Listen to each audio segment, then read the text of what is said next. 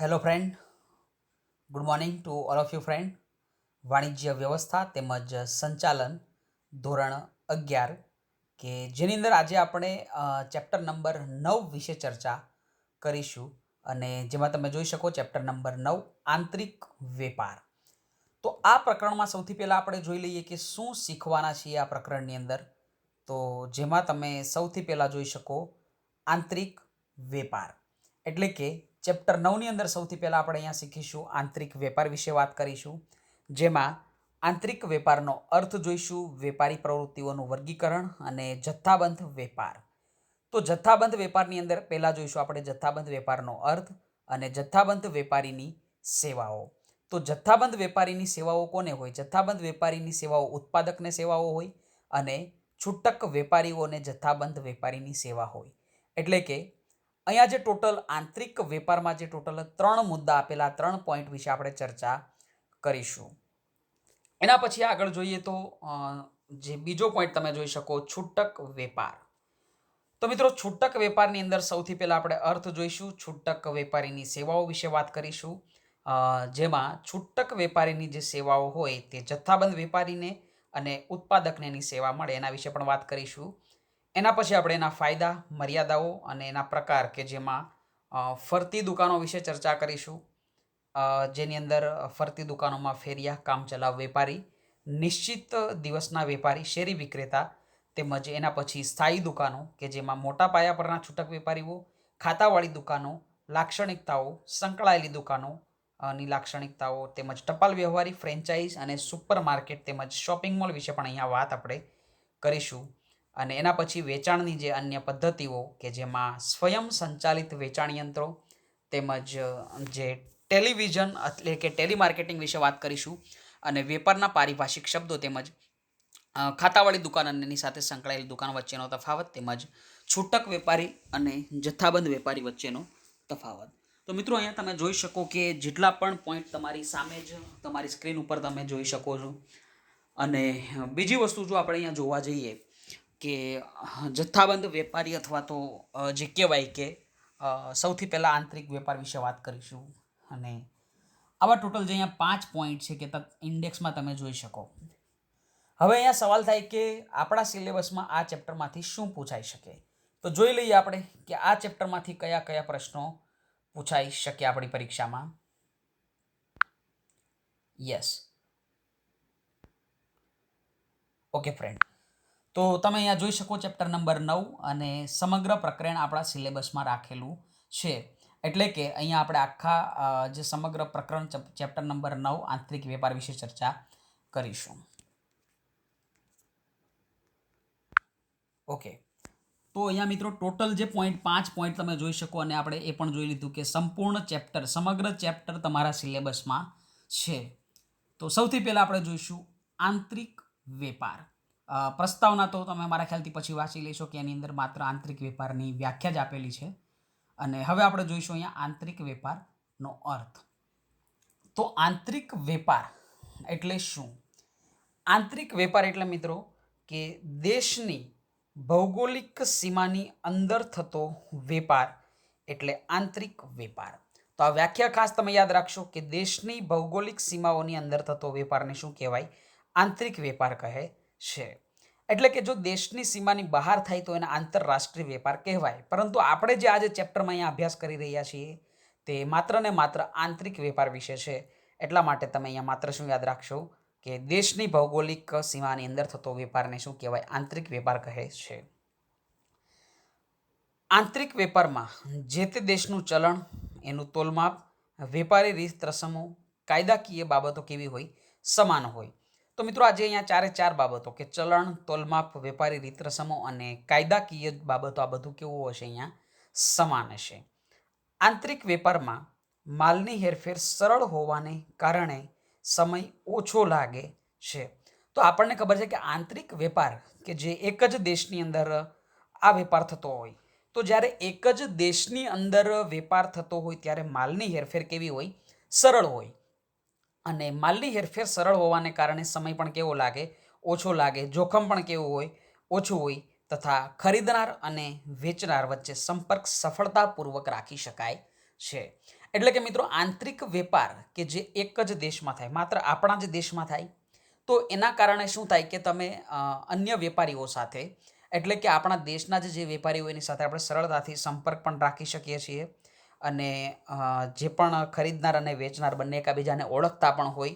અને જે કહેવાય કે એક જ દેશ આંતરિક વેપાર હોવાથી દેશનું ચલણ પણ એક હોય, તોલમાપ, વેપારી રીત રસમો તેમજ કાયદાકીય બાબતો કેવી હોય, સમાન હોય. તો મિત્રો આ આપણે અહીંયા જોયું જે આંતરિક વેપારનો અર્થ જોયો, અને એના પછી એનું વેપારી પ્રવૃત્તિનું વર્ગીકરણ આપેલું. પરંતુ પહેલાં એકવાર અર્થ જે આપેલો છે એ એકવાર સ્પષ્ટ તમે એનું સ્વ અધ્યયન કરી લેશો, જેના માટે તમને આપું છું અહીંથી 1 થી 1.5 મિનિટ આપીશ કે મિત્રો એની અંદર તમે આ માત્ર 5 થી 7 લાઈન તમારે વાંચવાની છે. So please friend, continue.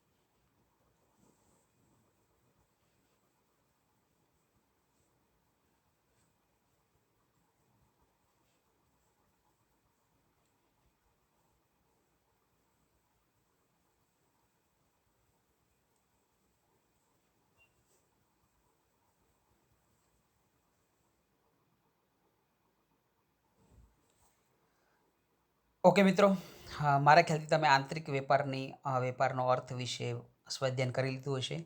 હવે આગળ વધીએ. તમે સામેના પેજ ઉપર જોઈ શકો, નેક્સ્ટ પેજ ઉપર વેપારી પ્રવૃત્તિઓનું વર્ગીકરણ.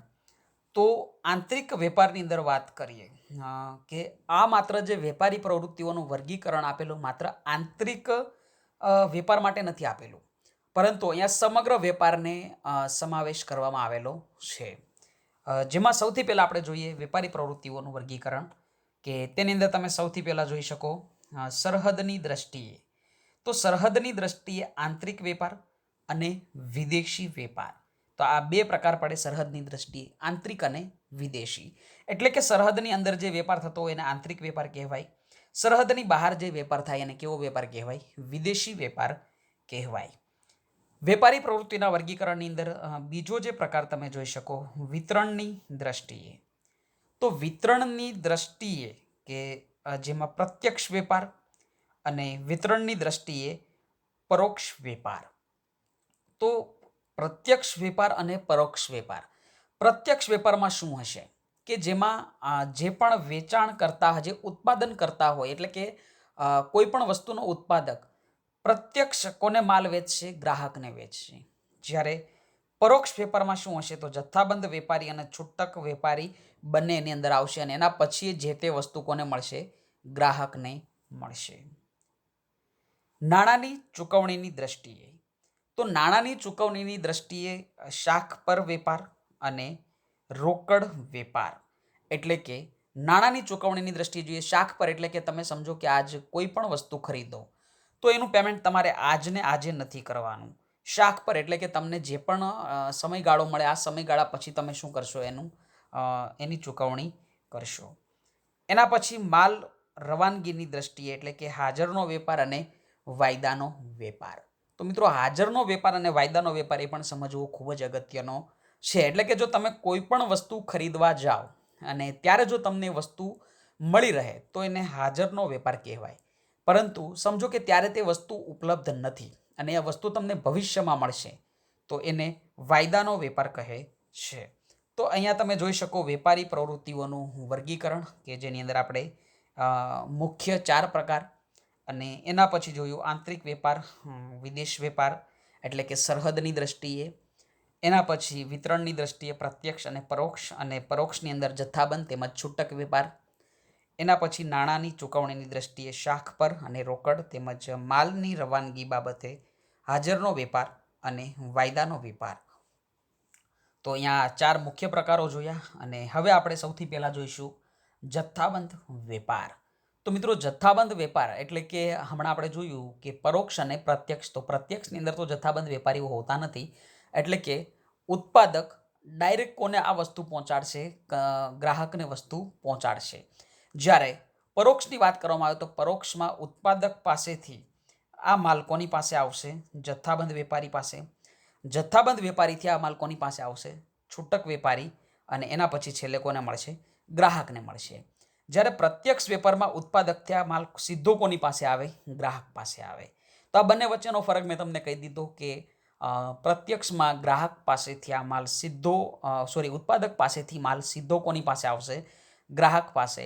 જ્યારે પરોક્ષમાં જથ્થાબંધ વેપારી અને છૂટક વેપારી દ્વારા કોને મળશે? ગ્રાહકને મળશે.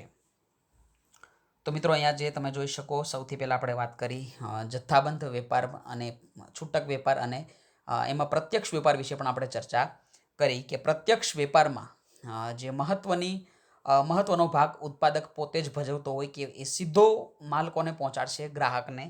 જ્યારે પરોક્ષ વેપારમાં માલ કોને પહોંચાડવામાં આવે? જથ્થાબંધ વેપારી તેમજ છૂટક વેપારીને. ઓકે મિત્રો, તો જથ્થાબંધ વેપાર વિશે આપણે સૌથી પહેલાં વાત કરીશું કે જથ્થાબંધ વેપાર એટલે શું? તો સૌથી પહેલાં અહીંયા એનો અર્થ જોઈશું કે જથ્થાબંધ વેપારનો અર્થ શું થાય. જોઈએ સૌથી પહેલાં અર્થ, અને તમે તમારી બુક્સમાં પણ ખાસ ધ્યાન આપજો કે સૌથી પહેલાં જથ્થાબંધ વેપારનો અર્થ. જે વેપારમાં વેપારી ઉત્પાદકો પાસેથી મોટા જથ્થામાં માલ ખરીદે છે. મિત્રો અહીંયા ખાસ જે શબ્દો છે એના ઉપર તમે એકવાર ખાસ ફોકસ કરજો કે જે વેપારમાં વેપારી કોની પાસેથી? ઉત્પાદક પાસેથી મોટા જથ્થામાં માલ ખરીદે. તો અહીંયા જથ્થાબંધ વેપારી તમે જોઈ શકો કોની પાસેથી માલ ખરીદે? ઉત્પાદક પાસેથી. અને છૂટક વેપારીઓને જરૂરિયાત મુજબ નાના જથ્થામાં માલનું વેચાણ કરે. એટલે કે જથ્થાબંધ વેપારીએ ઉત્પાદક પાસેથી માલ ખરીદ્યો, કોને વેચશે? છૂટક વેપારીને.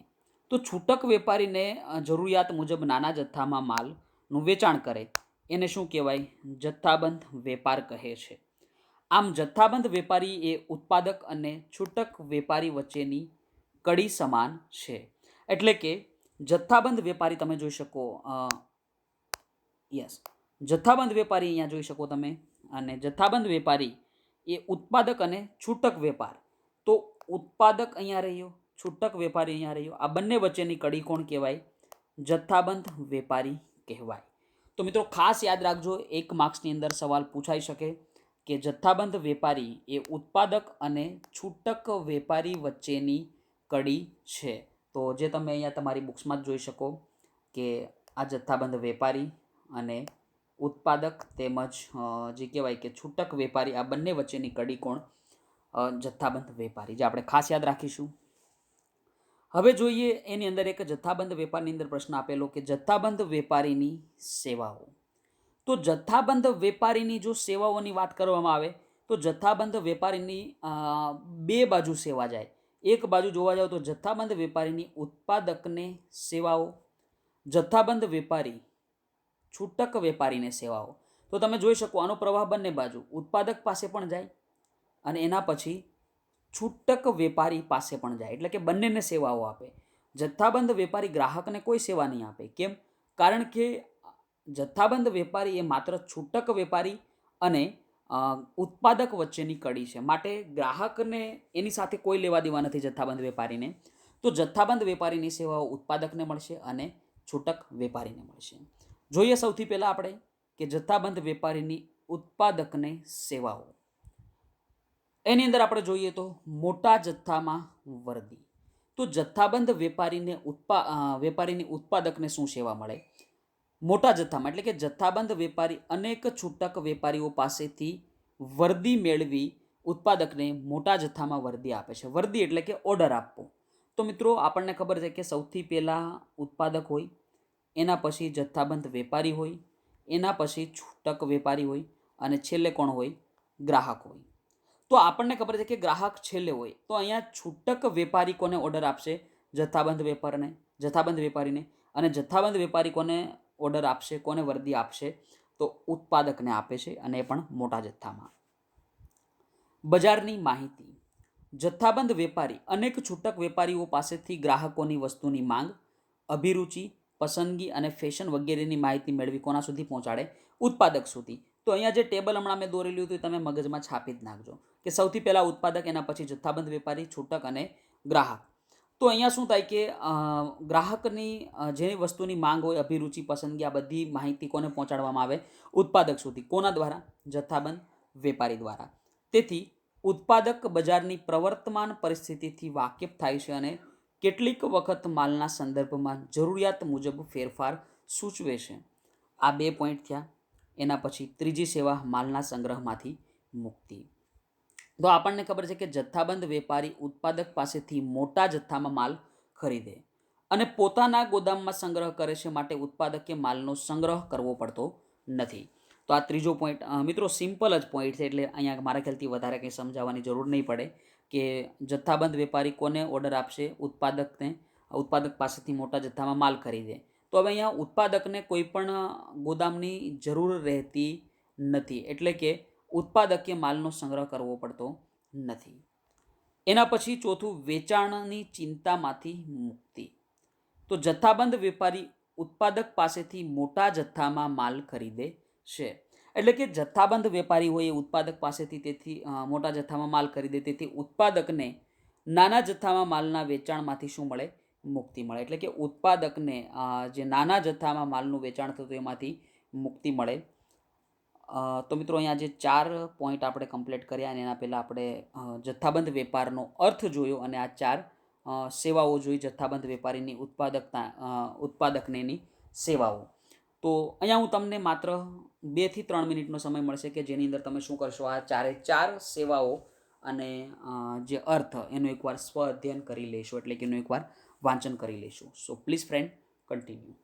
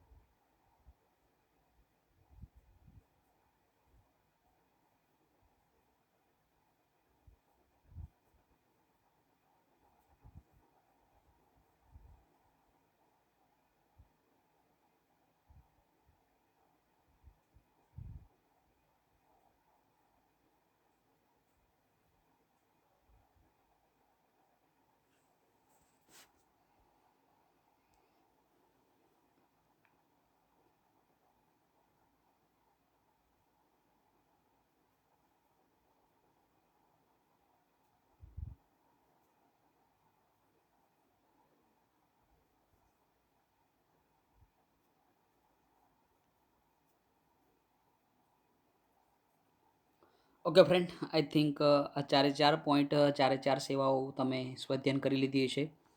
એના પછી પાંચમું જોઈએ, મૂડીની છૂટ. જથ્થાબંધ વેપારી ઉત્પાદક પાસેથી ખરીદી કરતાં પહેલાં ઘણીવાર અગાઉથી નાણાં ચૂકવે છે. એટલે કે ઘણીવાર શું હોય કે વેપારી જથ્થાબંધ વેપારી અગાઉથી જે પણ વસ્તુ ખરીદે, જે પણ માલ ખરીદે ને અગાઉથી નાણાં ચૂકવે, તેથી ઉત્પાદકને મૂડીની છૂટ રહે. એટલે કે અગાઉથી નાણાં મળી જતા હોવાથી જે વેપારી જે ઉત્પાદક હોય એને કોઈ વધારે મૂડી ગોતવાની જરૂર રહેતી નથી. અને સોરી ફ્રેન્ડ,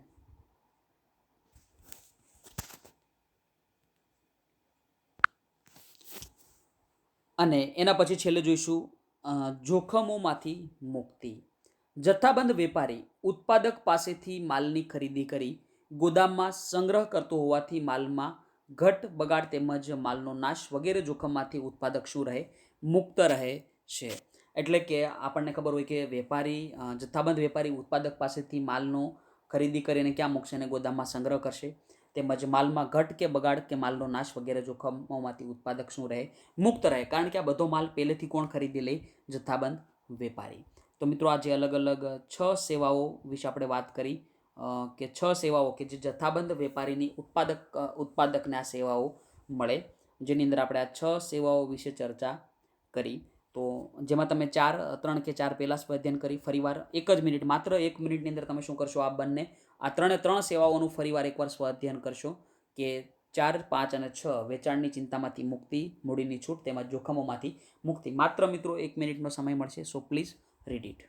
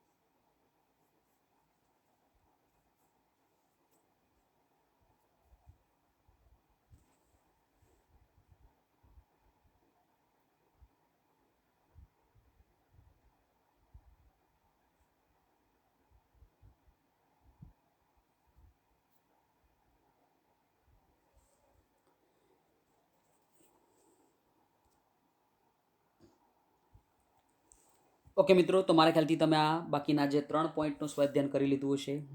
અને જે હવે આગળ જથ્થાબંધ વેપારીની છૂટક વેપારીઓને સેવાઓ કે જે આપણે નેક્સ્ટ લેક્ચરમાં કન્ટિન્યુ કરીશું.